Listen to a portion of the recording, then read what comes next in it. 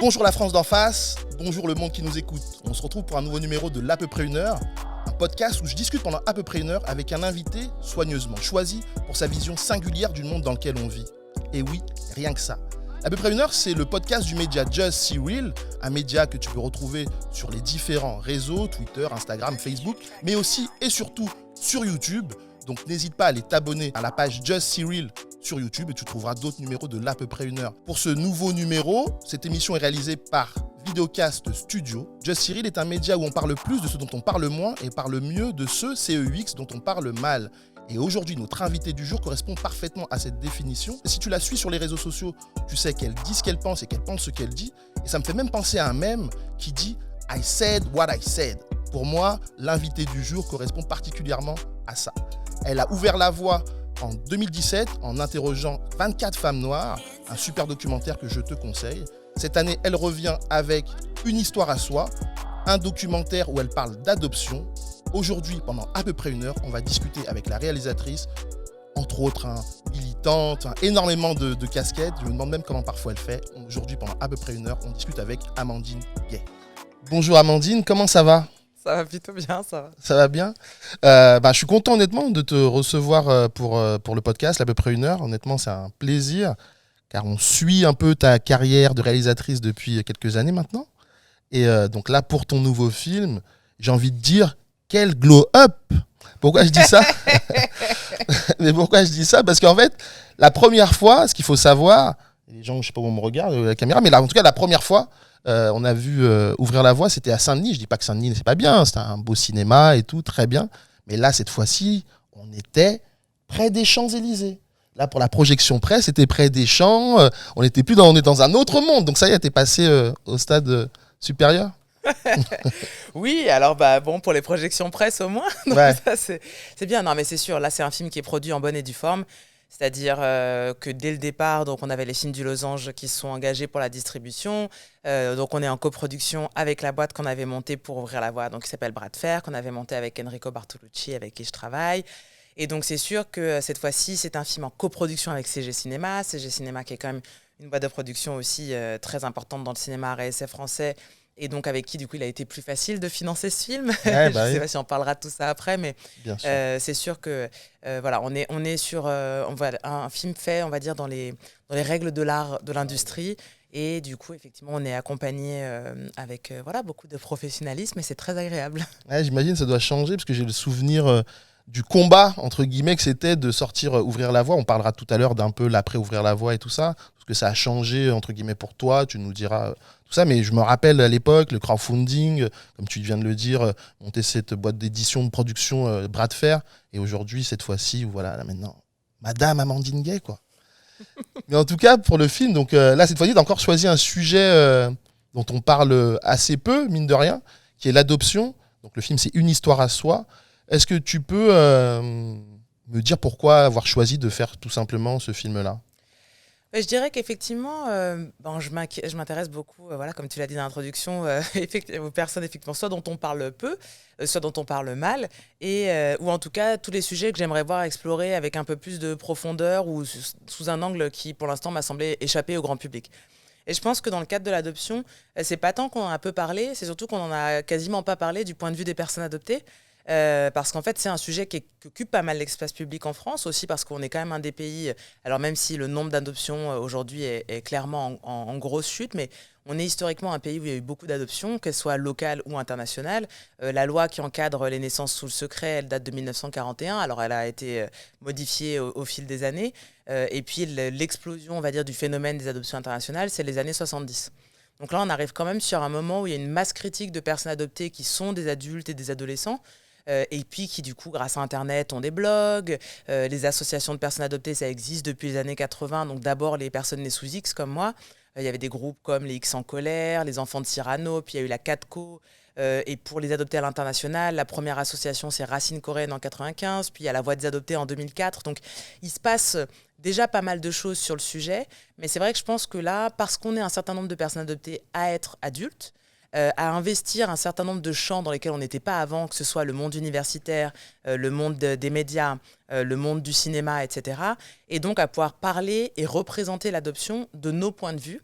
Et ça, je pense que c'est quelque chose qui était nécessaire parce qu'il y a plein de pans de la conversation qui, du coup, ont disparu pendant toutes ces années où on donnait la parole principalement aux candidats à l'adoption ou aux parents adoptants ou alors aux professionnels de l'adoption et où deux groupes, en fait, n'étaient pas entendus, qui sont le groupe des parents de naissance, des premières familles, et le groupe des personnes adoptées. Alors, celles qui sont encore les plus grandes absentes du débat, encore aujourd'hui, c'est les mères de naissance, qu'on n'entend quasiment pas. Il y a une association, historiquement, qui s'appelle les Mères de l'Ombre en France pour les mères de naissance qui ont accouché sous le secret. Mais à part cette association-là, on n'en entend quasiment jamais parler. Et puis, il y a dans certains pays de départ de l'adoption internationale où il y a eu des organisations de femmes qui ont perdu leurs enfants, etc. Je pense qu'aujourd'hui, par exemple, au Sri Lanka, il y a des organisations de familles qui ont perdu leurs enfants dans le cadre de trafic, parce qu'il y a eu beaucoup de trafic d'enfants issus du Sri Lanka dans les années 80. Et donc, dans les pays de départ aussi, les familles s'organisent. Mais c'est quand même très récent. Et le fait même que nous, on puisse communiquer avec ces personnes-là, encore une fois, souvent grâce aux réseaux sociaux, parce qu'on parle anglais, etc., c'est quand même très récent. Donc le désir de faire le film, c'était de me dire, ça fait un moment que je travaille sur ces enjeux, que je rencontre des personnes adoptées, soit par mes activités militantes, parce que j'ai été membre de groupes de personnes adoptées, soit parce que j'organise le mois des adoptés là depuis 2018, ou parce que je préparais le film, ou que j'ai fait mon mémoire de sociaux là-dessus, etc. Et donc je me disais, voilà, moi j'aimerais qu'on parle des questions raciales dans l'adoption, de la culturation, des rapports géopolitiques, des questions économiques, et finalement de quelque chose qui va bien au-delà de la dimension ou de la question de l'amour, ou juste de la psychologie et du trauma de l'abandon. Parce que voilà, moi, une de mes opinions, c'est que peut-être que ce qui traumatise plus beaucoup de personnes adoptées, c'est pas tant le fait d'avoir été séparées de leur famille de naissance, mais c'est peut-être le fait de grandir dans un pays raciste quand elles sont racisées, de grandir dans des familles blanches qui sont pas forcément prêtes à les accueillir, de ne pas être encouragées ou de ne pas avoir accès à leur communauté d'origine, à leur culture d'origine.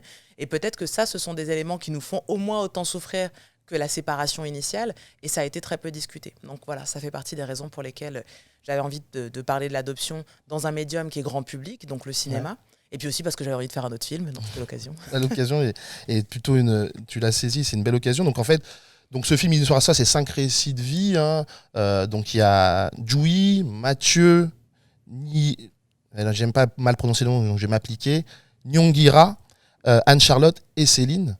Que tu as suivi, qu'on suit à travers le film, un film fait de manière très particulière, en tout cas, avec des images d'archives, avec une voix off. Et ça, je trouve que c'est assez original dans l'approche, et c'est quelque chose que j'ai bien aimé, dans le sens où tu as choisi un parti pris et tu le tiens jusqu'au bout. Et ça, c'est une de tes forces, je trouve. Tout à l'heure, on parlera, comme j'ai dit, plus spécifiquement de la manière dont tu travailles en tant que réalisatrice, mais je trouve que là, je tenais juste à dire ça, là, ce parti pris que tu prends et que tu tiens jusqu'au bout, parce que moi, à un moment donné, je m'attendais à aller voir en réel, quoi. Mais en fait, non. Donc, je trouve ça vraiment, vraiment fort. Et donc, du coup, voilà, c'est 5 personnes avec des profils différents, d'âges différents, d'adoption aussi différentes, mais tu as choisi quand même l'adoption internationale.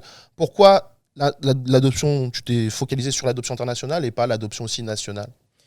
Alors, c'est vrai que déjà, il y avait aussi un besoin de réalisme. On avait fait un film de 2 heures pour le premier. Ouais. Ça avait été quand même pas mal un débat dans l'industrie. Donc, 2 heures aussi, on fait un film plus court, etc. Et en fait, les 2 formes d'adoption, locale ou internationale, sont quand même 2 enjeux très complexes qui n'ont pas la même histoire, comme je disais, qui ne débutent même pas à la même époque, etc. Et donc, je trouvais qu'il y avait vraiment une volonté, pour moi, d'aborder les enjeux politiques. Et dans l'adoption internationale, toutes les dimensions politiques dont j'ai parlé un peu avant sont révélées, on va dire, c'est un peu comme un miroir magnifiant.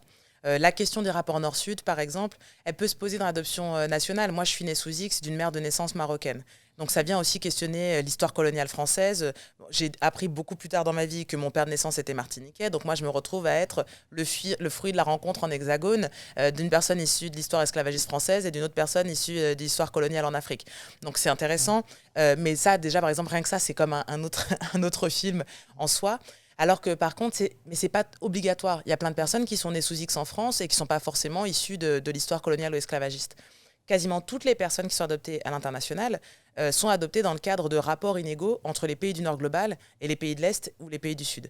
En dehors de la génération plus âgée comme Anne-Charlotte qui est dans le film, ouais. Qui donc elle en fait vient d'Australie et est plutôt liée à l'histoire justement de, on va dire, des pays occidentaux très catholique qui ne tolérait pas les mères célibataires jusqu'aux années 60-70.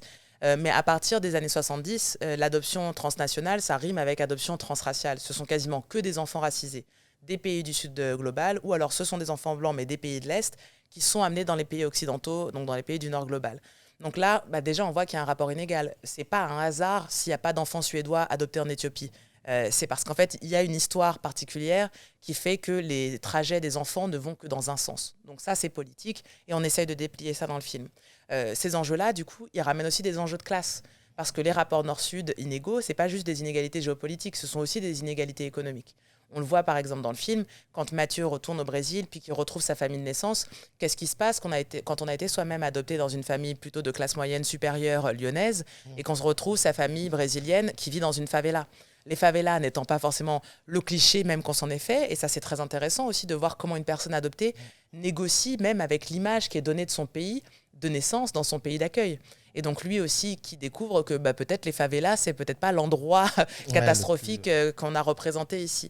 Donc du coup, voilà, tous ces éléments-là, ils permettent tout de suite de montrer les enjeux politiques, peut-être voilà, avec un peu plus d'immédiateté qu'ici on prend l'adoption locale. Et donc c'est pour ça que j'ai choisi de focaliser le film sur l'adoption internationale. Et c'est intéressant que tu parles de l'histoire de Mathieu, le Brésil, parce que je ne vais pas spoiler, mais il y a une histoire très intéressante et c'est assez particulier parce qu'on comprend la difficulté qu'il a eue au cours de sa jeunesse, le fait d'être adopté, un adopté donc du Brésil, et la construction difficile. Et au final, plus on avance dans le film, plus on voit il arrive à répondre à pas mal de questions et il arrive à faire en sorte que les deux familles se connectent, entre guillemets. Et ça, j'ai trouvé ça vraiment super intéressant. Et comment, en fait, parce que Mathieu dit un truc intéressant, qui est un peu aussi une phrase qu'on entend dans le film, beaucoup le disent, parce qu'on présente souvent l'adoption comme étant une chance pour ces enfants-là. Et on oublie souvent de dire que c'est aussi une chance, finalement, pour les parents d'avoir un enfant. Et je trouve ça assez intéressant que cette phrase ressorte dans le film, et surtout après en plus dans cette histoire de Mathieu. Et c'est quelque chose justement qu'on aborde très peu, et ce film, j'ai l'impression, répond un peu à ça. Et pourquoi selon toi, en fait, on regarde toujours l'adoption, même encore aujourd'hui, de ce prisme-là, et non pas de l'autre côté, c'est-à-dire la chance pour les parents finalement d'avoir un enfant? Mais je pense que de façon générale, la famille, c'est encore un sujet qui a du mal à être politisé. C'est-à-dire qu'on considère que ça relève de l'intime, etc. Alors, il y a des éléments de la vie familiale qui ont pu être politisés par les féministes, par exemple, quand on pense aux violences intrafamiliales, où maintenant on considère, même si c'est pas, mais je veux dire, le terme féminicide est en train de se démocratiser, et même si certains médias continuent à dire, mon Dieu, un drame passionnel, etc., on sort un peu de ce discours individualiste de « oh, c'est un drame passionnel », et on se dit, mais attendez, qu'est-ce qui se passe quand on vit dans un pays où une femme meurt sous les coups de son mari tous les 3 jours ? Et donc là, en fait, on se rend compte que ce n'est pas un drame familial, mais c'est quelque chose qui parle du patriarcat en France. Donc on a été capable de le faire, par exemple, sur les violences conjugales, mais c'est encore très, très léger sur le statut des enfants. On a vraiment du mal à considérer les enfants déjà comme aussi même des citoyens et des citoyennes. Les enfants, c'est le seul groupe social qui n'a pas de droit civique, qui n'ont pas le droit de vote, qui n'ont pas le droit vraiment, qui n'ont pas voix au chapitre, en fait. On ne leur demande pas leur avis. Et donc moi, ce qui m'intéressait aussi dans le fait de parler de l'adoption, c'était de montrer que c'est un cas limite qui permet d'aborder plein d'enjeux politiques dans la famille, mais en fait, c'est plein d'enjeux universels qu'on retrouve dans toutes les familles. Donc par exemple, la question du consentement, la question de est-ce que la vie est un cadeau, et la question de qui devrait avoir de la gratitude. Aucun enfant ne demande à naître. Un enfant qui naît, c'est généralement le résultat des choix égoïstes de ses parents qui, eux, voulaient un enfant, parce qu'on ne choisit pas de naître. Et donc, de façon générale, c'est assez rare qu'on donne même ce statut-là aux enfants, de leur dire, je sais que voilà, la vie, c'est pas facile. Moi, j'avais très envie de t'avoir dans ma vie et j'espère que tu es content d'être là. Ouais. C'est de façon générale pas une conversation qu'on a avec les enfants, et pourtant qu'on pourrait avoir et qui sont tout à fait, je pense, capables d'entendre, et que peut-être même elles et eux auraient envie d'avoir. Et donc, moi, ce qui m'intéressait dans le fait de renverser un peu ce discours sur le rapport aussi à la gratitude, c'est que justement, c'est une conversation qu'on peut pousser au-delà de l'adoption. Mais dans l'adoption, parce que le discours sur l'adoption, c'est justement très, très longtemps centré sur l'émotion ou la dimension humanitaire, on va sauver les enfants pauvres des pays du Sud, où effectivement, il y a des mineurs isolés. Il y a beaucoup d'enfants qui sont en quête de famille. Mais il ne faut pas complètement raconter l'histoire à l'inverse. Il y a, par exemple, en France, beaucoup plus de personnes infertiles candidates à l'adoption qu'il n'y a d'enfants disponibles. En tout cas, de nourrissons, des enfants qui sont considérés désirables par les personnes qui souhaitent avoir un enfant. Parce qu'en fait, en France, il y a beaucoup d'enfants adoptables. Si on accepte d'adopter des enfants en adoption simple, c'est-à-dire des enfants qui ont déjà des parents, par exemple, et donc avec qui on va devoir partager l'autorité parentale. Donc ça demande de repenser tout un pan de notre rapport aux autres, de notre rapport aux enfants, etc. Est-ce que les enfants sont la propriété exclusive de 2 parents ou est-ce que les enfants peuvent circuler entre plusieurs familles ? Qui sont des pratiques qui d'ailleurs existent encore dans plein de sociétés. Je pense par exemple à la Polynésie française, dont le droit coutumier de l'adoption est respecté par l'État français. C'est-à-dire que si vous adoptez un enfant en Polynésie française, ça se fait dans le cadre de ce qu'on appelle le fa'amura.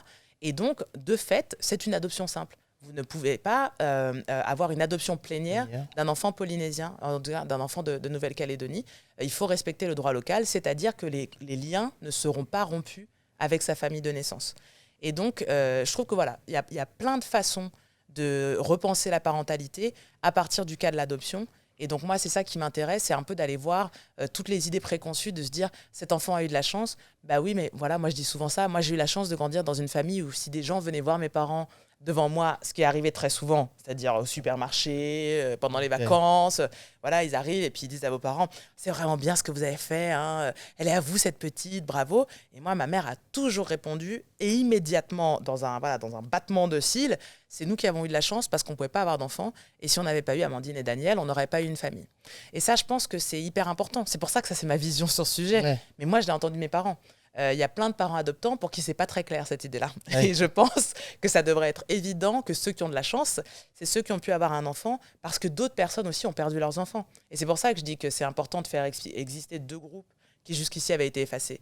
Parce que les mères de naissance et les premières familles n'existent pas dans l'imaginaire collectif ou dans le discours des médias, etc. Parce que si ces personnes-là existent, ça veut dire que les personnes qui récupèrent leurs enfants vont devoir adresser ça frontalement. Et donc, en faisant comme s'il y avait juste des enfants comme ça perdus tout seuls, qui auraient poussé comme des petits champignons, on n'a pas à adresser justement toutes les raisons systémiques qui font que certaines familles sont détruites au profit de la construction d'autres familles. Et d'ailleurs, c'est intéressant parce que l'un des cas où c'est encore le plus flagrant dans le film, c'est Nyongira, qui lui est donc rwandais de naissance et donc est adopté à l'âge de 7 ans. Et lui, il a une famille qui est présente, concrètement, il sait qu'elle est là, il la connaît, et quand il part, à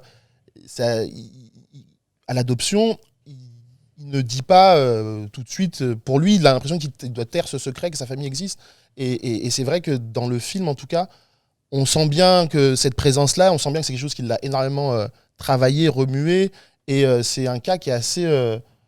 tous les cas sont touchants, mais son histoire, elle est assez particulière. Est-ce que tu peux un peu nous parler de cette histoire de Nyongira ? Oui, je pense qu'une des choses qui est vraiment intéressante dans le cas de Nyongira, c'est justement que ça permet de révéler toute la complexité. J'ai parlé un peu plus tôt du consentement. Nyongira, c'est le seul personnage, le seul participant du film qui, lui, a demandé à quitter le Rwanda, qui a demandé à être adopté. Donc c'est lui qui a vraiment exprimé son agentivité, sa capacité à agir sur soi et le monde, et qui a levé la main quand on a dit « est-ce que quelqu'un voudrait être adopté par cette famille ?» Et en même temps, dans ce choix-là, pour un enfant, il y a toute une responsabilité qui est très très forte. Parce qu'en plus, lui, il explique qu'en 91, en Rwanda, on était déjà dans un contexte pré-génocidaire, et qu'il part parce qu'il a peur, et qu'il part parce qu'il a l'espoir de peut-être sauver sa famille. Et là, on en revient à l'autre chose que j'ai dite, la capacité à faire exister plusieurs familles, à faire reconnaître en droit l'existence de plusieurs familles. Et donc, quand on est adopté dans un contexte d'adoption plénière, est-ce qu'on ose dire à sa famille en France « je ne suis pas un orphelin ». En fait, j'ai une famille au Rwanda, et en plus peut-être, et qui était le désir de faire venir cette famille, etc. Comme les choses ne sont pas établies dans la loi comme étant possibles, parce que normalement, pour être adopté, il faut être orphelin, c'est sûr que ça ne va pas faciliter la libération de la personne, de la parole de la personne qui est concernée. Et donc, c'est de toute cette histoire extrêmement complexe, parce que là, ce n'est pas un déracinement forcé, c'est quelqu'un qui a choisi de partir, mais en même temps, dans un contexte extrêmement violent, etc., et dans un contexte d'arrivée où, en fait, il n'est pas forcément possible d'exprimer quelle est la réalité de son expérience. Ouais. Et donc, à partir de là, on voit qu'effectivement, se joue une histoire extrêmement compliquée. Et donc, je pense que, déjà, sur le point de vue de quelle est l'opportunité pour les enfants de dire ce qu'ils pensent, ce qu'ils ressentent, et même ça, je pense qu'en tant qu'adulte, se rendre compte de tous les questionnements qui ont traversé les personnes adoptées, quand on regarde le film, je pense même pour leurs parents, c'est une expérience. C'est-à-dire que, et on le voit très bien aussi sur les photos de son enfance, mais pour tout le monde. Après, les photos de famille ont aussi cette qualité qu'on est là, on sourit, etc. Ouais, Peut-être qu'il vient d'avoir une grosse dispute à table pour Noël, et puis en fait, quand c'est le moment de la photo, tout le monde fait genre... Ouais. Voilà. Mais dans cette approche-là, on se rend compte aussi qu'on peut avoir une enfance très heureuse, on peut être en train de jouer avec les autres, etc. Et pendant ce temps-là, ça mouline. Ça mouline, on se pose beaucoup de questions. Mathieu dit dans le film, voilà, l'adoption, c'est une usine à fantasmes, etc. C'est vrai, on s'imagine plein de choses. Il y a les choses qui sont tues, il y a les choses que personne ne sait, il y a les choses que nous, on s'imagine. Et donc, tout ça, c'est un très gros travail psychologique qui prend beaucoup de temps, qui occupe beaucoup l'espace psychique d'une personne adoptée à différents âges de sa vie. Et donc, voilà, ça aussi, ça a un impact. Et puis ensuite, il y a ce que j'ai un peu dit par rapport à moi, c'est-à-dire les conséquences de l'histoire coloniale et esclavagiste française.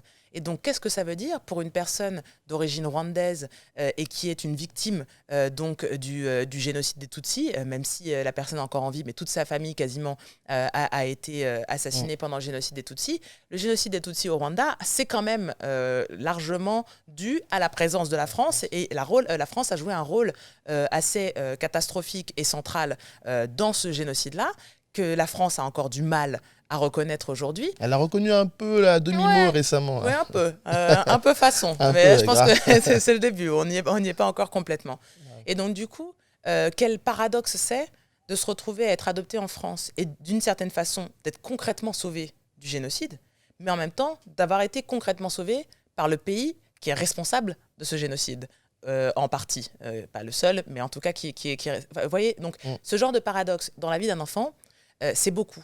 Et quand en plus ce n'est pas accompagné par les institutions, et là je pense que c'est une des autres raisons pour lesquelles moi je me mobilise, ainsi que plein d'autres personnes adoptées, ce n'est pas possible. On ne peut pas mettre la charge du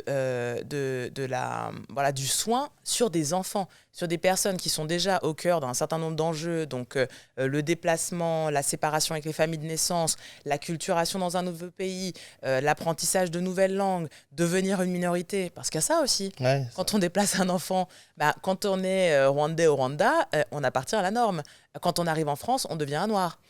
Et donc du coup, c'est pas exactement la même chose. C'est pas le même statut. Donc voilà, tous ces enjeux-là, dans un pays où on ne parle pas de ces questions-là, en tout cas pas avec autant de nuances et de perspectives, parce que voilà, au sein de l'aide sociale à l'enfance, bien sûr, il y a un parcours pour les personnes qui sont candidates à l'adoption. Elles font un parcours pour obtenir un agrément. Donc on leur pose des questions sur des critères économiques, sociaux, psychologiques. Enfin, par exemple, quelle est la préparation à l'accueil d'un enfant racisé? Quelle est la préparation à l'accueil d'un enfant racisé qui vient d'un pays en guerre ou d'un pays où il y a d'énormes troubles, etc., ou qui a vécu un traumatisme comme celui du tremblement de terre qu'il y a eu en Haïti en 2010? Est-ce que vraiment les structures sont en place en France pour qu'en fonction des histoires spécifiques à chaque personne adoptée à l'international et au contexte d'où ils viennent, ils soient accompagnés avec pertinence? Et c'est une question rhétorique, la réponse c'est non. Ouais. Et donc du coup, il faut que ça change. Mais tu l'abordais, c'est un peu dans la continuité de ce que tu dis. À un moment donné, dans le film, il y a Jui qui raconte un peu son histoire, où à l'intérieur de chez elle ne se sent pas... Jui étant d'origine coréenne. Et donc chez elle, il n'y a pas de problème, c'est dès qu'elle sortait de chez elle qu'elle était confrontée au racisme assez classique en France. Et ça, dans la préparation, souvent les parents, en tout cas on sait ce qu'elle dit dans le film, mais c'est ce qu'on comprend aussi, les parents ne sont pas préparés à accueillir, comme tu viens de le dire, un enfant racisé, avec tout ce que ça implique et tout ce que, du coup, ils doivent entre guillemets, eux, mettre en place pour préparer l'enfant à cette vie de dehors où on verra qu'elle est asiatique. Donc à l'intérieur, à la maison, on peut dire non, mais nous on voit pas, on comprend pas. Et du coup, je pense qu'un enfant il doit avoir encore plus de mal à se construire face à ce double standard. C'est-à-dire qu'à l'extérieur, on lui fait bien comprendre qu'elle n'est pas blanche. Et chez elle, on lui dit non, mais nous on voit pas de problème. Et limite, quand elle vient rapporter ça, on lui renvoie que non, mais c'est des idiots et tout. Donc ça doit être très compliqué. Et c'est effectivement là où tu as raison. C'est vraiment un travail, je pense, qui doit être fait en France et qui n'est pas du tout fait parce que le pays est tel qu'il est. Et c'est assez intéressant. Il y a l'exemple de Dewey, et plus largement, il y a aussi un détail, mais tu en parlais une fois, on avait eu une discussion là-dessus. Tu disais rien que pour les cheveux d'une jeune fille noire adoptée dans une famille blanche, si on ne forme pas, entre guillemets, les parents blancs à s'occuper de ce genre de cheveux, ça peut être un peu catastrophique. Et d'ailleurs, c'est assez amusant, en fait, dans le film, quand on voit les photos. Et quand tu vois les photos d'un enfant noir dans une famille blanche, et quand tu es noir, tu le regardes, tu dis, ah, ses cheveux, ils ont loupé un truc là. Donc il y a quelque chose à effectivement, je trouve, à faire par rapport à ça. Et c'est vraiment, j'ai l'impression, enfin, c'est ce que tu dis, hein, ce que je viens de dire là, mais il y a cet angle mort en France sur ces questions raciales et qui doit, pour un enfant, être encore plus difficile. Et est-ce que toi, dans ce cadre-là, tu as vécu aussi ce décalage, même si chez toi, apparemment, tes parents étaient bien conscients de certaines réalités autour de la race, mais malgré tout, est-ce que tu as vécu ça quand même? Oui, bah, de toute façon, je pense que... Alors déjà, il y a plusieurs niveaux. Le premier, c'est celui des époques. Donc plus on remonte dans le temps, et plus la préparation des candidats à l'adoption ou des adoptants sur les questions raciales était inexistante, je veux dire proche de zéro ou même absolument inexistante. Donc là, ça relevait vraiment de la pure chance. C'est-à-dire que moi, pour des raisons bah voilà, de chance, ma mère avait un ami guadeloupéen dès sa jeunesse, donc, ce qui était très rare dans la campagne lyonnaise. Mais il se trouve que donc, Évariste, qui est donc un ami de la famille, était venu en Hexagone, donc voilà, bon, l'époque du Bumidum, etc. Et il était séminariste, bon, il était diacre. Et donc, il est venu, je ne sais absolument pas comment cette chose est arrivée, mais il animait des messes à Cailloux-sur-Fontaine. Bon, alors voilà, dans les années 70, donc vraiment un truc un peu surréaliste. Mais donc, c'est comme ça que ma mère et ses sœurs ont rencontré Évariste. Et donc, il leur avait proposé un été d'aller en vacances dans sa famille à lui, en Guadeloupe, etc. Après, lui est tombé malade. Et donc, ma mère s'est retrouvée avec sa grande sœur. Elles avaient 20 et 21 ans, je pense, dans un foyer pour jeunes filles à Pointe-à-Pitre. Et donc là, on était quand même un peu avant aussi la phase où c'était super tendance d'aller en vacances dans la Caraïbe.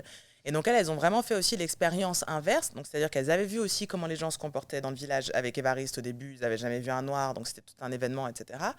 Et ensuite, elles ont fait l'expérience d'être les deux filles méga blanches, très claires de peau, avec les cheveux assez foncés de la métropole qui se retrouvaient comme ça en Guadeloupe. Et donc je pense que ça les a un peu éveillées. Et donc plus tard, ma mère a eu mon frère dans sa classe. Et c'était un enfant qui était placé en foyer. Et donc, mes parents, à cette époque-là, ont commencé voilà, à le parrainer. Les week-ends et les vacances, ils le prenaient avec eux, etc. Et donc, je pense que voilà, ma mère, elle avait eu comme ça un coup de cœur pour mon frère, mais peut-être parce qu'il lui faisait penser à Évariste, enfin, je ne sais pas. Mais toujours est-il que aussi, quand ils ont commencé à s'occuper de mon frère, bah, Évariste a dit à ma mère, bah, tu sais, ça c'est un peigne à grandes dents pour lui démêler les cheveux, c'est mieux, etc. Et donc c'est pour ça que je dis c'est la chance. Ça devrait être la base en fait. Ouais. Les personnes blanches qui adoptent des enfants noirs devraient avoir une sociabilité noire. Ils devraient avoir fréquenté des noirs avant d'avoir leurs enfants en fait. Déjà pour être sûr qu'ils n'ont pas de préjugés sur les personnes noires. Donc j'ai déjà raconté cette anecdote que je raconte aussi dans mon livre et que je vais donc raconter ici. En 2018, je présentais un livre dans lequel j'ai écrit un texte donc, qui s'appelle La couleur de l'adoption, qui est le premier recueil francophone de témoignages de personnes adoptées, qui a été initié par Renaud Vinéoul et Manuel Alix Surprenant, qui sont du Québec. Et donc, on présentait le livre à la librairie du Québec à Montréal, à Paris, la librairie du Québec à Paris, donc. Et en fait, à un moment donné, une mère adoptante vient me voir à la fin de la discussion. Et en plus, on était plusieurs femmes noires parce que voilà, il y a des filles qui venaient pour ouvrir la voie, d'autres qui venaient parce qu'elles étaient adoptées, bref. Donc on est comme ça, et puis il y a la dame blanche face à moi. Elle me dit, voilà, on a un désaccord avec mon mari, vous allez me dire ce que vous en pensez. Mais voilà, on était là l'autre jour, et puis il me disait qu'il a peur qu'en grandissant, notre fils se mette à fréquenter des noirs et à avoir des mauvaises fréquentations. Et donc là, on est genre, je sais pas, 5-6 femmes noires. Je fais un peu comme ça, genre, ok. Et donc là, moi, je peux pas m'énerver, parce que je me dis, en fait, ils ont un enfant noir, ils viennent d'adopter un enfant noir, etc. Donc, je voudrais bien qu'elle écoute ce que j'ai à lui dire, mais je suis quand même très énervée. Et je dis, voyez, le premier problème, c'est que si vous me dites ça, je sais que vous fréquentez pas de personnes noires.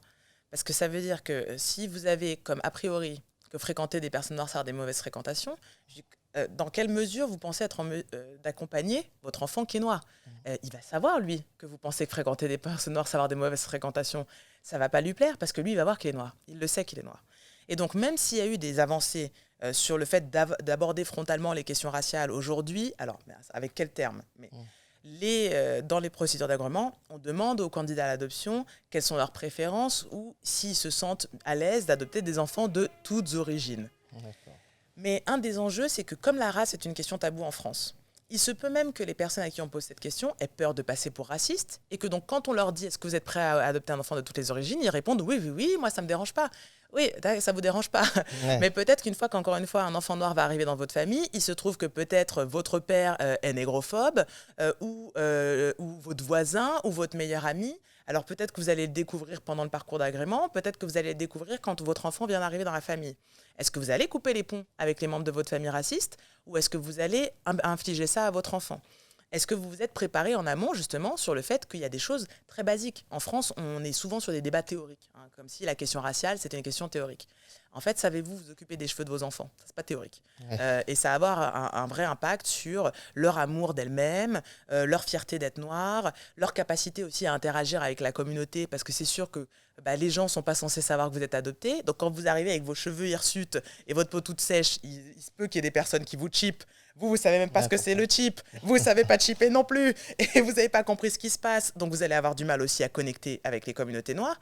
Donc, ça, c'est un ensemble de choses qui auraient dû être pensées en amont. C'est ce qu'on appelle la socialisation raciale. La socialisation raciale, c'est un ensemble de techniques que mettent en place des groupes minoritaires. Donc, par exemple, les Noirs en contexte minoritaire, parce qu'ils savent qu'ils ont été victimes de racisme. Donc, c'est transmis même inconsciemment des stratégies pour se défendre. Mais surtout aussi, ce qui est transmis, ce sont des choses positives, des éléments de la culture. C'est-à-dire que vous n'êtes pas juste défini par une expérience de la minorité, de l'agression, des discriminations. Vous êtes défini parce que vous appartenez à une culture dont, je ne sais pas, vos parents sont ivoiriens et ils vous ont transmis la musique, certaines langues, etc. Je ne sais pas, des choses qui vont faire que votre négrité n'est pas juste la somme des agressions que vous vivez, soit dans votre famille, soit dans l'espace public, etc. Un des risques pour les personnes racisées adoptées dans des familles blanches qui n'ont pas fait le travail en amont, c'est qu'elles ne vont pas pouvoir bénéficier d'une socialisation raciale qui les aide à se construire positivement et à développer des stratégies pour faire face au racisme qui va de toute façon les frapper dans la société, parce que s'il suffisait d'avoir des parents blancs pour ne pas vivre de racisme, ça se saurait. Je peux témoigner, ça ne marche pas. J'ai bien fait l'expérience de ce que c'est qu'être noir en France, même si mes parents sont blancs. Et donc je dirais qu'on peut avoir plus ou moins de chance. On peut avoir des familles plus ou moins conscientes. Et c'est vrai, moi j'ai eu beaucoup de chance. Et en plus, j'ai eu de la chance avec des Noirs qui sont venus s'installer à côté de chez moi. Donc voilà, j'ai eu une très bonne amie à partir de l'école primaire dont le père était afro-américain. Ils m'ont emmené avec eux en vacances aux États-Unis sans mes parents. Donc moi, j'ai pu vraiment faire l'expérience dès mes 12-13 ans de passer du temps seul dans les communautés noires, etc. Mais c'était la chance pure et dure. J'aurais pu aussi rester à Montanet et Cailloux-sur-Fontaine avec 0 noir autour sauf mon frère. On a 12 ans d'écart. Il est parti assez vite de la maison. Donc voilà, moi, à partir de mes 8 ans, j'étais quand même pas mal isolée. Et donc ça c'est ça que moi, j'aimerais voir changer. C'est-à-dire qu'il faut une prise de conscience collective. Il faut pouvoir lever le tabou sur la race. Il faut aussi que les parents adoptants sachent se décentrer. C'est-à-dire que ce n'est pas à propos de vous. En fait, moi, je suis ravie que vous soyez universaliste, citoyen du monde et que vous ne voyez pas les couleurs. C'est à propos d'autres enfants, en fait. Lui, il va avoir une expérience bien spécifique dans la société. Si vous l'aimez, si vous voulez l'accompagner, vous aussi, il faut commencer à voir les couleurs, donc adresser la question raciale. Très bien, et c'est intéressant parce que ça soulève aussi un autre, moi j'ai trouvé un thème dans le film, et un thème général je pense pour les enfants adoptés, c'est la solitude, être seul en fait, c'est-à-dire être seul face à son histoire, être seul des fois dans sa propre famille parce qu'on ne va pas nous comprendre justement sur toutes ces questions raciales, et seul aussi par rapport au fait de chercher des éléments de son histoire, de son passé, et comment en fait finalement l'enfant adopté est souvent le seul à ne pas connaître son histoire, alors qu'autour de lui, sa famille a des éléments qu'on ne lui transmet pas toujours, l'État, quand c'est en France ou autre, a des éléments que lui n'a pas, et c'est quelque chose aussi que tu soulèves. Est-ce que tu peux aussi en parler, cette chose où au final, on est seul face à énormément de pans, et notamment, on est souvent le seul à ne pas connaître l'histoire, alors qu'autour de nous, tout le monde connaît plus ou moins des éléments de son histoire. Je pense qu'en tout cas, ça, pour moi, ça fait beaucoup écho à la question d'être reconnus comme des personnes adoptées et pas comme des enfants. D'accord. J'ai parlé un peu plus tôt des enfants qui n'ont pas de droits, etc. C'est qu'une des choses qui caractérise l'enfance, c'est effectivement d'être privé d'agentivité. C'est rarement vous qui prenez les décisions pour ce qui vous concerne. Donc, qu'il s'agisse de comment vous vous habillez, de est-ce que vous avez envie d'aller à l'école ou pas, etc., faire ses devoirs. Les enfants, par définition, font généralement ce qu'on leur demande. Ils vont là où on leur a dit d'aller, etc. C'est comme ça qu'on envisage l'enfance. Et donc, ils ont accès aussi aux informations qu'on veut bien leur donner. Les adultes ont leur monde et s'ils veulent, ils communiquent avec les enfants. S'ils veulent pas, ils leur communiquent pas les informations. Normalement, atteindre la majorité, devenir un adulte, c'est avoir accès à un certain nombre de droits. Donc effectivement, on a le droit de vote. Là, on peut commencer à être intégré dans les conversations des adultes. Voilà, avoir accès peut-être à des pans d'informations de l'histoire familiale qu'on nous a pas raconté avant parce qu'on était trop jeune, etc. Pour une personne adoptée, la majorité ne correspond pas toujours avec la fin de la privation d'agentivité. Au contraire, ça peut même durer très longtemps. Okay. Et donc là, c'est effectivement cet enjeu de pas avoir accès à son dossier ou pas avoir accès à l'intégralité de son dossier, être entouré de personnes qui effectivement connaissent votre histoire alors que vous non, ou alors en tout cas beaucoup plus d'éléments que vous n'en avez pas. Et donc, c'est finalement pas un hasard si pendant très longtemps, pour parler des personnes adoptées, même quand elles étaient adultes, on disait les enfants adoptés. Parce que si on regarde la façon dont on était traité par les institutions et parfois pour certaines personnes adoptées au sein de nos familles, c'était quand même effectivement, on restait dans un statut d'enfant. C'est-à-dire que non, on n'a pas le droit d'avoir toutes les informations et donc on n'a pas les mêmes droits que le reste de la société. Et c'est d'ailleurs pas étonnant non plus si les militants des droits des personnes adoptées en France des premières générations, donc les personnes nées sous le secret, ont commencé à organiser leur discours autour de la question du déni de droit. De dire, nous, on a un déni de droit par rapport au reste de la population. Le reste de la population peut connaître ses origines biographiques. Le reste de la population a accès à ses antécédents médicaux. Le reste de la population a le droit à une généalogie ininterrompue, ou en tout cas à avoir des informations. Et nous, non, en fait. Et ce droit, donc, a été, d'une certaine façon, opposé. Le droit des enfants adoptés ou des personnes adoptées a été opposé au droit de plusieurs autres personnes, plusieurs autres groupes. Donc, effectivement, c'est le droit des mères de naissance à rester anonymes.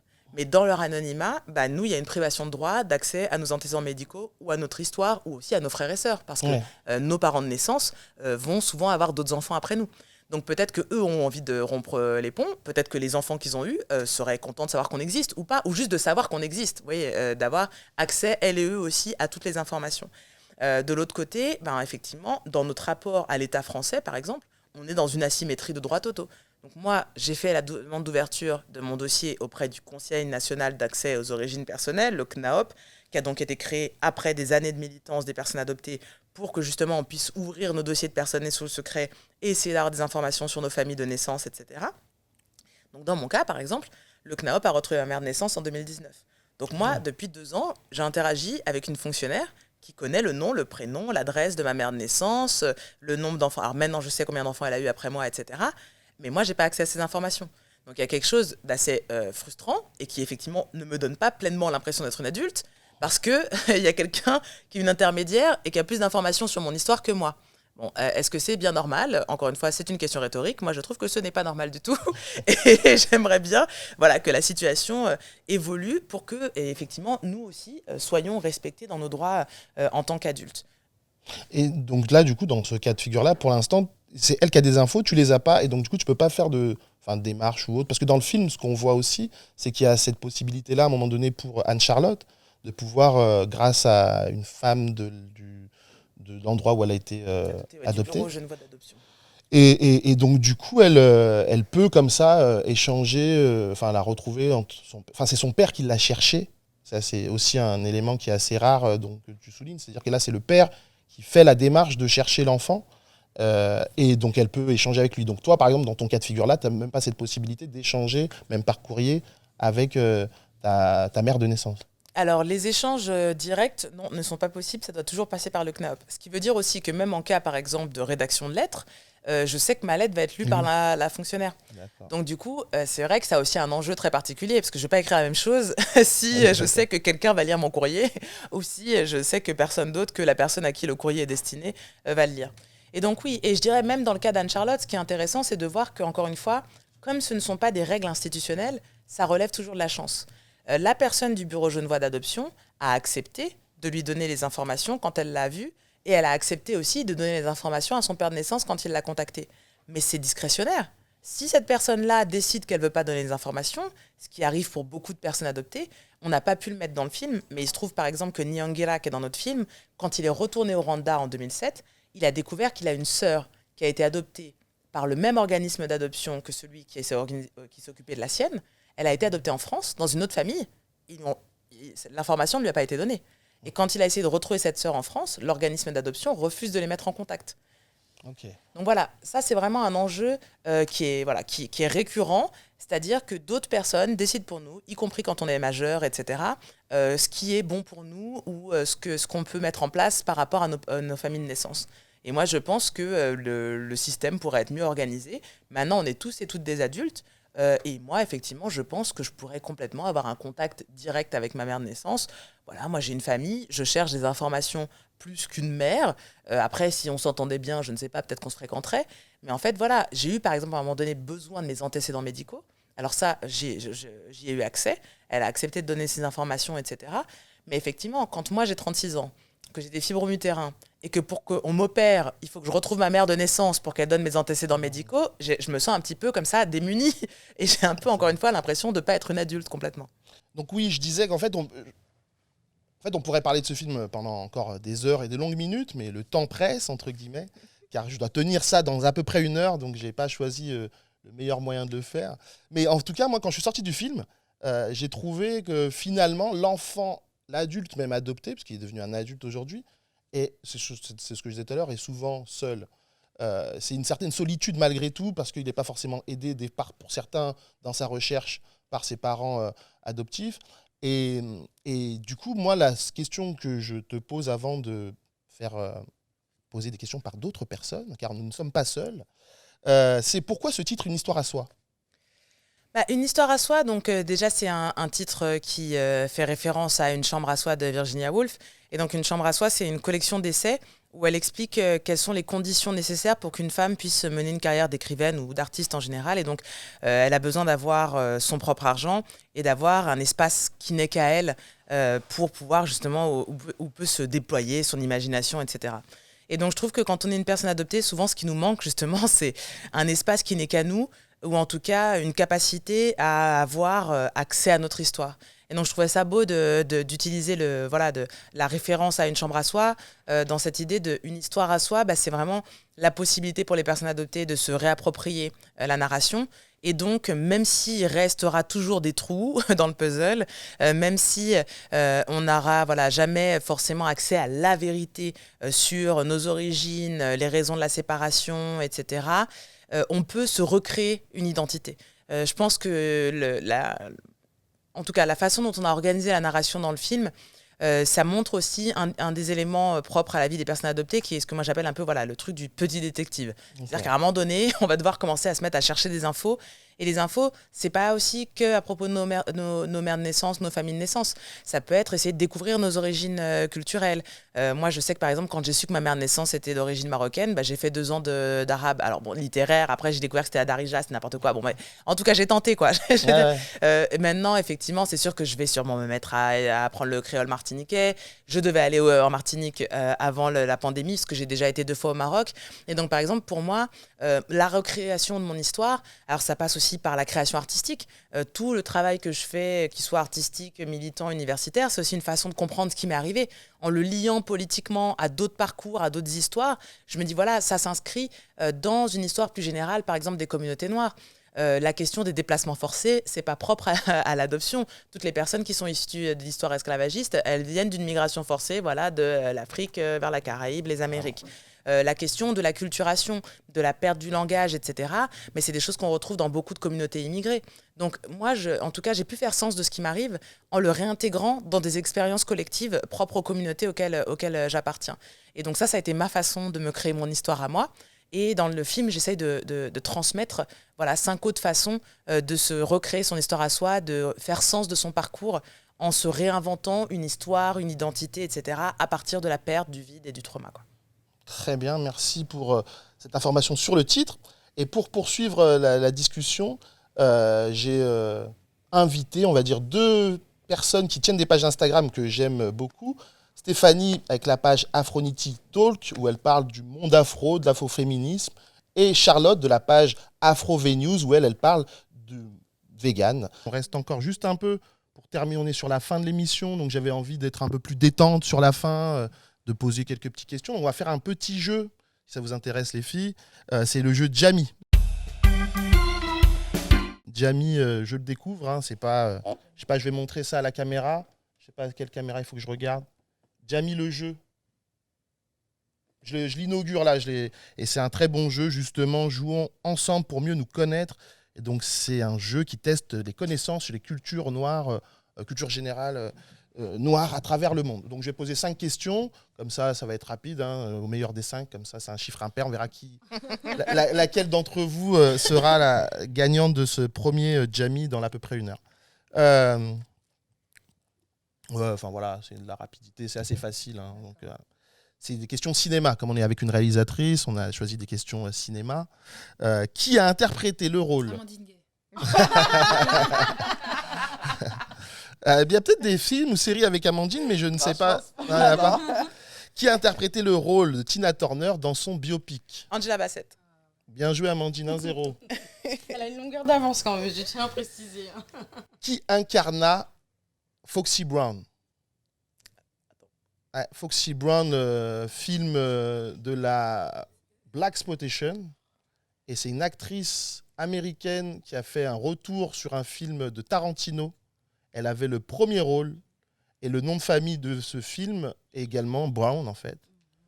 Donc, qui interpréta Foxy Brown. Et c'est la même actrice qui joue dans le film Jackie Brown. Et Cléopatra Jones aussi. Voilà. Et je vois que tout le monde sèche. C'est Pam Grier. Pam Grier, qui joue aussi dans la série L Word à l'époque. En 2019, qui est la productrice de série la mieux payée au monde? Bien joué. Charlotte égalise. Il me reste encore 2 questions. Dans quelle série trouve-t-on Sandra, Lisa, Théo, Vanessa et Rudy? C'est une série que normalement vous avez peut-être regardé, mais c'est une vieille série, hein. Elle n'existe plus. J'aurais peut-être même pas dû la choisir, c'est une question du Jamie, c'est pas moi. Car l'auteur de la série a été... suite au mouvement. Show. Exact, bien joué. 2-1-0. 2 pour Amandine, 1 pour Charlotte et 0 pour Stéphanie. Stéphanie, c'est le moment de marquer un point. Ouais, mais c'est sauver l'honneur. Et c'est la dernière question, du coup. Où se déroule l'équivalent du festival de Cannes africain qui s'appelle le FESPACO? Burkina Faso. Bien joué. Amandine, on aurait dû jouer sans elle. Ouais, voilà. Amandine l'emporte donc sur le Burkina Faso, à Ouagadougou, Burkina Faso, pour le festival le FESPACO. Donc c'était Jamie le jeu, c'était juste une petite introduction, on a fait quelques questions. Donc Jamie le jeu. Et c'est ma voisine qui l'a créé, elle vit à Saint-Denis. Exactement. Saint-Denis et Vingel sur les réseaux sociaux, Jamie le jeu sur Instagram. C'est un bon moment, on peut s'amuser, on peut rigoler. Et c'est des questions honnêtement pour tout le monde. Hein. Bien sûr, là on est entre noirs, mais tout le monde peut jouer à ça. C'est important de le préciser. C'est important de le préciser parce que les gens vont croire que c'est un jeu fait que pour les noirs. Non, c'est de la culture générale. Et comme on sait que justement le monde noir est un monde qui influence le monde entier, il y a plein de réponses et je suis convaincu que là chez vous, ou ceux qui écoutent, vous aviez les réponses à mes questions. Amandine, on arrive près de la fin de l'émission avant de passer à un dernier petit quiz que j'appelle le French Gone. French Gone parce qu'à Lyon, les enfants disent c'est les Gones. Et donc, du coup, je vais faire un questionnaire sur un peu Lyon, entre autres, mais c'est plus large, plus globalement. Mais juste quelques mots sur, parce qu'on n'a pas eu le temps d'en parler, sur l'après Ouvrir la Voie, parce que justement, tu as sorti Ouvrir la Voie en 2017. Ensuite, voilà, on t'a vu un peu partout, tournée médiatique, Ouvrir la Voie sur Canal+, Ouvrir la Voie à l'Assemblée nationale, Ouvrir la Voie... J'ai l'impression c'était Martine, on avait l'impression d'ouvrir la voie partout. Il y avait d'ouvrir la voie à chaque fois, mais moi j'ai trouvé ça super parce qu'il était temps et ça a créé énormément de choses. Il y a beaucoup de participants d'Ouvrir la Voie qui depuis font énormément de superbes choses, donc du coup, je trouve que c'est très fort ce que tu as fait. Et mais justement, toi, rapidement, l'après Ouvrir la Voie, comment ça s'est passé pour toi, comment tu as vécu ça? Et voilà. Alors, c'est un peu difficile de dire qu'il y a eu un après Ouvrir la Voie, c'est-à-dire que le film est sorti en octobre 2017 et nous, on a signé avec CG Cinéma pour la coproduction en janvier 2018. Donc moi, j'ai eu un chevauchement Ouvrir la Voie, une histoire à soi, où j'étais encore en train de faire des projections débat du film et de commencer à écrire le suivant. Et ensuite, on a commencé à tourner le suivant, etc. Donc moi, ce qui me plaît, c'est que, voilà, encore aujourd'hui, je reçois régulièrement des messages de personnes qui ont vu Ouvrir la Voie, donc beaucoup des femmes noires, voilà, qui me disent que le film leur a fait du bien, ou qu'elles viennent de le voir, ou enfin voilà. Et donc moi, ça me fait plaisir. Enfin, je veux dire, quand on fait un film en particulier, justement, dans cette perspective de réappropriation de la narration, de donner à voir des récits qui ont été moins entendus, de rompre l'isolement. On a aussi beaucoup parlé de l'isolement des personnes adoptées, mais je pense que quand on est une femme noire et qu'on se retrouve face à certains enjeux, on n'est pas toujours aussi au milieu de sa communauté pour se dire « Ok, non mais ce qui m'arrive, c'est normal, j'en ai déjà entendu parler ». Et moi, j'avais fait ce film-là aussi en me disant « C'est toutes les choses que j'aurais eu besoin d'entendre quand j'étais plus jeune. J'aurais eu besoin qu'on me dise ces choses-là quand j'avais 14 ans, pas que je les découvre en les prenant dans la face à 16, quoi ». Et donc, du coup, c'est agréable d'avoir des messages qui on va dire, qui me confortent dans le fait que j'ai réussi mon pari. Mon pari, c'était de parler aux femmes noires, etc. Et puis, si 4 ans après, elles s'identifient toujours au film, ça leur fait toujours du bien. Et pas que les femmes noires, d'ailleurs, aussi. Hein, bien sûr. Plein d'autres personnes. Voilà, moi, ça me fait plaisir. Et je me dis, le pari a été remporté. Donc là, l'enjeu, c'est est-ce que je vais avoir réussi à faire ça avec ce deuxième film aussi? C'est un peu honnêtement, c'est tout ce que je te souhaite. Et sur Ouvrir la voie, je tiens à dire que tu as réussi un exploit. C'est que ma mère est retournée au cinéma. Je pense qu'elle n'était pas allée au cinéma donc femme africaine de plus de 50 ans. Ça faisait longtemps qu'elle n'était pas allée au cinéma. Elle est partie voir Ouvrir la voie. Elle a adoré. Et donc, du coup, chapeau. Rien que pour ça, tu mérites un prix. On va passer tout de suite. Et c'est dommage que j'aurais vraiment aimé parler, mais on n'a plus beaucoup de temps de la réalisation, la manière dont tu réalises, parce que je trouve que je l'ai dit au début, mais il y a des vrais partis pris d'Ouvrir la voie. Voilà, on filmait vachement assez près le visage de ces femmes noires. Ici, là, tu choisis d'utiliser des photos d'archives, des vidéos d'archives avec une voix off, avec, comme je dis, à un moment donné, je m'attendais à les voir, mais on les voit pas. Tu vas jusqu'au bout du parti pris. Après, tu prends des images d'archives à l'ancienne, américaines, italiennes, qui sont super marquantes. On n'en a pas parlé, mais qui sont super intéressantes parce que aux États-Unis, c'était un soldat qui adopte une jeune chinoise ou c'est chinoise, voilà, qui au fond on voit bien dans la vidéo qu'elle est pas du tout à l'aise avec tout ce qui se passe et lui c'est médiatisé, c'est un truc de fou. En Italie, on voit bien qu'il y a des bidonvilles italiens et donc on cherche à savoir. Enfin, j'ai trouvé ça intéressant de montrer qu'en fait la misère n'est pas que de l'autre côté de l'Atlantique, enfin de la Méditerranée, mais qu'elle peut également se trouver en Europe et voilà. Donc ça c'était super. Donc c'est dommage, mais je vous invite, ceux qui m'écoutent et ceux qui me regardent, à vraiment suivre le travail d'Amandine, car c'est une réalisatrice qui compte peut-être faire autre chose après, peut-être pas du documentaire, mais peut-être de la fiction. En tout cas, c'est ce que je te souhaite. Voilà, et c'est ce que je te souhaite. Et honnêtement, c'est vraiment du bon travail. Il y a des parties pris intéressants. Et quand on fait un travail artistique, je trouve que voilà, le plus important, c'est surtout ça, c'est choisir un axe et y aller jusqu'au bout. Et je vais te poser ma question avant qu'on passe au French Gone. Et après, c'est terminé. Cette émission s'arrêtera parce qu'elle commence à être un peu longue. Effectivement, ma question, c'est une question que je pose souvent aux gens qui créent. C'est comme on ne monte pas sur scène. Enfin, à l'époque, j'ai un ami qui me disait on ne monte pas tous sur scène pour les mêmes raisons. Toi, c'est quelle raison qui te pousse à créer, à réaliser et voilà, enfin, ce que tu fais? Qu'est-ce qui t'anime au fond? Moi, je pense que c'est vraiment que, d'une certaine façon, j'ai besoin que ça sorte, quoi. Donc, moi, j'ai toujours été très bavarde. Bon, ça s'entend encore aujourd'hui avec cette à peu près 1 heure qui aura bien déraillé. Et donc, je pense que oui, c'est juste que il m'est arrivé beaucoup de choses parce que je suis une femme noire, parce que je suis adoptée, parce que je suis pansexuelle, etc. Et donc, du coup, j'ai essayé de comprendre ce qui m'arrive d'abord. Et puis, du coup, en essayant de comprendre ce qui m'arrive, quelle est ma place dans la société, qu'est-ce qui se passe pour moi, etc., j'ai l'impression que j'ai touché à plein de choses et j'ai envie de les partager, quoi. Et donc, c'est vrai que moi, c'est plutôt qu'à un moment donné, je me dis, voilà, alors, c'est toujours un peu particulier de dire ça parce qu'il y a quand même une dimension un peu... si t'es pas une artiste, si tu penses pas que ce que tu as à dire c'est très intéressant et que tout le monde doit l'écouter, donc ce qui est un peu particulier aussi comme rapport au monde, parce que tu vois, il y a toujours un petit côté de ego inflation comme ils disent les anglo-saxons.